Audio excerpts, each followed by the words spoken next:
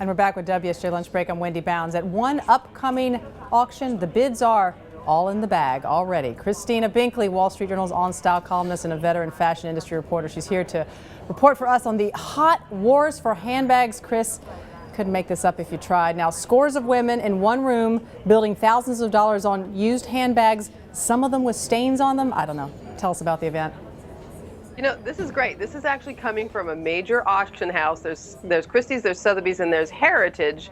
3 years ago, Heritage started having a twice-a-year handbag and luxury accessories auction. It's almost entirely handbags, and it's all the highest-end handbags you can imagine. So it's Hermes and Chanel and Gucci. The list goes on. Lots of little Judith Lieber bags that could hold like your cell phone and a credit card, and that's about it. But they're works of art, and they're auctioned off twice a year in a very crowded room in New York City. And what is the appeal for the women? I think it's probably mostly women, a few men thrown in there, about these particular bags. I mean, why not just spend the money on something new, particularly since handbags go out of style so quickly? Well, you know, actually, some of these handbags don't go out of style. We're talking Birkins and Kellys from Hermes and some of the vintage bag styles that have come around again and again. I think there's two things going on here.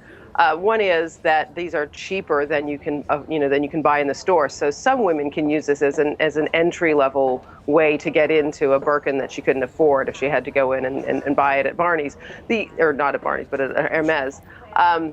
The other thing is that there are collectors out there. I might call them collectors. You might call them collectors. Some women have 40 bags and don't consider themselves a collector, I'm told. Wow, but these are women hoarders who want to buy many, many bags, and they're often looking for bags that were very rare. They're collecting them like they would anything else that's sort of beautiful and covetable.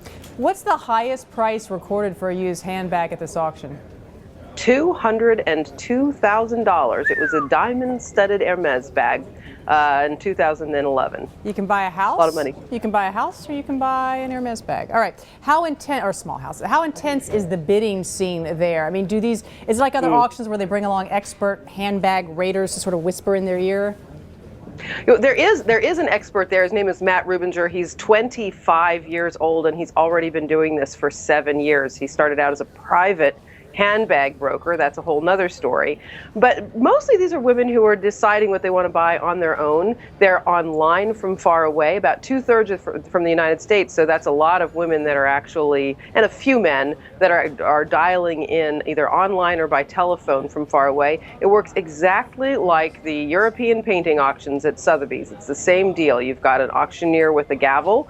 You've got people wandering around the room looking at different lots, and you've got people dialing and calling in to make the bids. It's very competitive. I spoke with one woman who is still gnashing at her teeth over missing a yellow crocodile Chanel bag last season. She was it was in December during Art Basel, and she was at a crowded, noisy party and couldn't hear the auction going on and missed the bag she wanted. That will haunt her to the grave. Christina Binkley, thanks so much for being with us. More on her column on style.